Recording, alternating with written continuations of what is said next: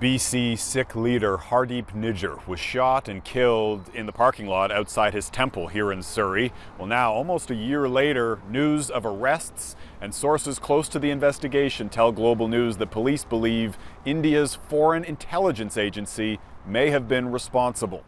Nijjar's murder sent shockwaves across this community and triggered an international firestorm. The Prime Minister accused Indian government agents, but Justin Trudeau provided no details or evidence to support that claim, which India furiously denied.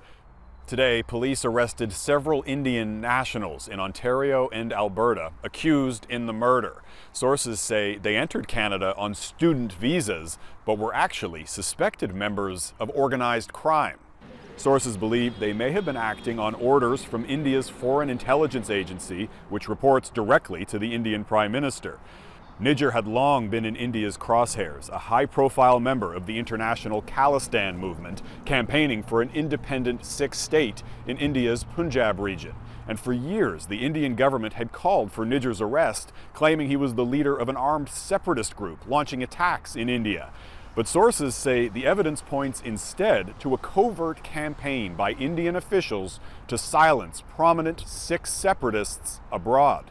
They think they can get away with it simply because history has proven that perpetrators and states are rarely held accountable for acts of transnational repression. This international law expert says Indian officials may have sought to insulate themselves by hiring contract killers, but not without risk. They need to reach out to some unsavory characters, and then the security of the operation isn't very good because it could already be compromised by Western intelligence, or who knows, you can get someone who's indiscreet.